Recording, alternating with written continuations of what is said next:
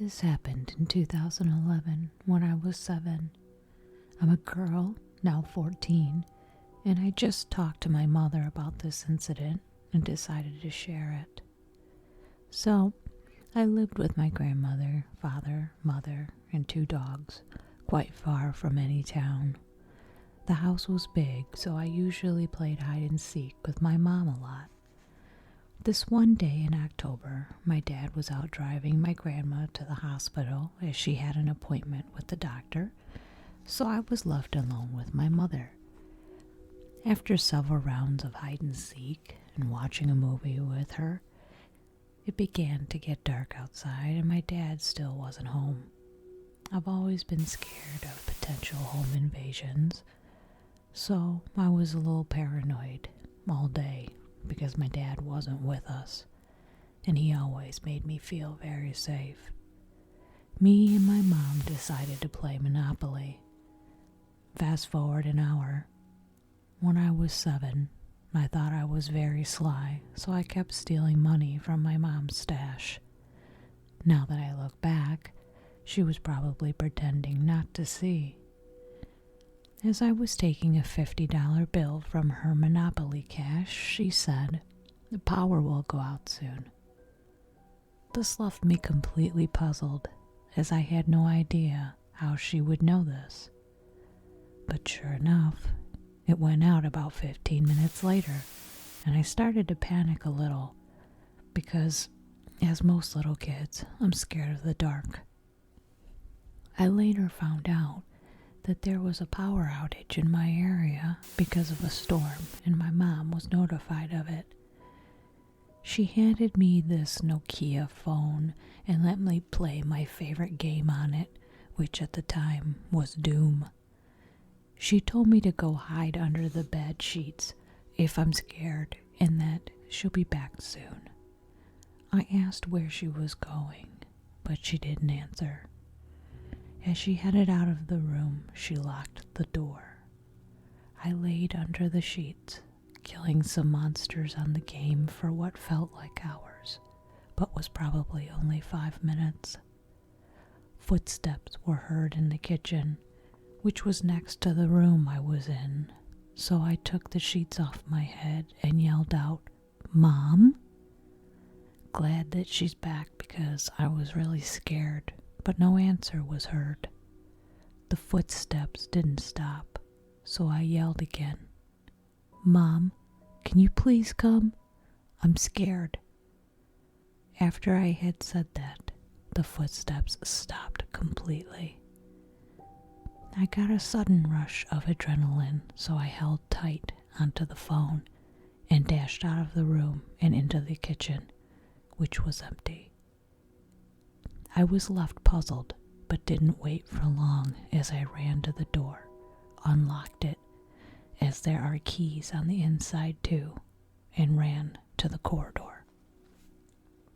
Alright, so the corridor has 4 doors, one on the right side, one at the very back, which I was never allowed to go in, which I later learned that was the room where my great-grandma had died, and no one touched it ever since. It also had stairs next to it leading to the 2nd floor, and one at the front which led to the outside. The 4th door I came through was the closest to the outside door, so I quickly opened the outside door, ready to run out, but the rush of adrenaline was gone and I got scared of the outside too. It was very dark and I was barely able to see. Okay, so my only choices were go back to the room I came from or scream for my mother. I chose for the latter and started screaming for Mom over and over again. I guess I wasn't loud enough because there were no replies. I remember starting to sweat and panic. Different scenarios started playing through my little head. Scenarios like a murderer killing my mom and coming for me next, or my mom leaving me forever. I know, stupid, but I was only 7 after all. I remember looking down at my feet and beginning to cry. More footsteps were heard, but this time behind me. I looked behind me and saw a silhouette of a tall person at the end of the hallway, standing in front of the door. I'm assuming it was a male due to the body build. I can't recall what he looked like because it was all black. I stared at him for about 15 seconds in pure horror. This got my adrenaline pumping again, and I ran out the door towards the outside, only to be greeted by my mother, who looked worried.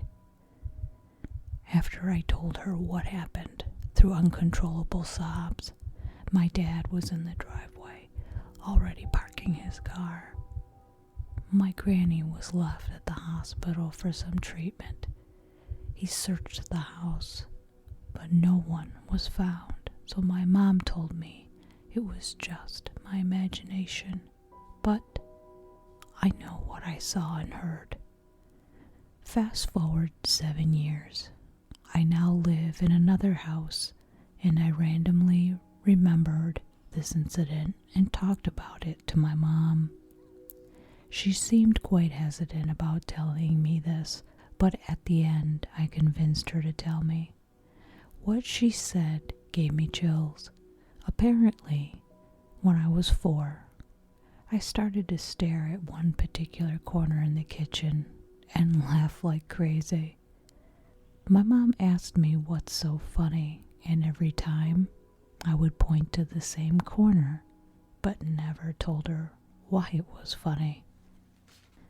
After a few months, the random giggles I let out when staring at the corner didn't stop. What made my mom lose it was the fact that I started speaking random German words that I had never heard before. We have no relatives that are German, nor can speak German, and I wasn't introduced to technology at that age either. My mother knew it was German because she can actually speak a little bit, but never spoke it. She bribed me with candy to tell her how I learned to say the following words in German: it, help, chocolate, shower, and war. My response completely shocked her. I pointed to the same corner again and said, "He taught me how." My mom kept her cool though. She asked me who I was talking about, and I said, "The man who makes me laugh." My mom asked me what he looked like, but I only said he looks like a shadow and that he's from Germany. When she asked where the man lived, I pointed to the 2nd floor. This all made sense because I always hated the 2nd floor and never went up there because I felt like I was being watched. My parents took it upon themselves to Google the history of the house, and sure enough, it was built by Germans. I don't remember any of this, but my mom kept on reassuring me it happened. My father said he remembers it too, but decided not to tell me until now. I talked to the German man in the corner up until 5 years of age. I'm pretty sure you can put 2 and 2 together, but if not, the man I saw when I was 7 was the same man I talked to when I was 4. Every time I go back to visit my grandma, I always feel uneasy.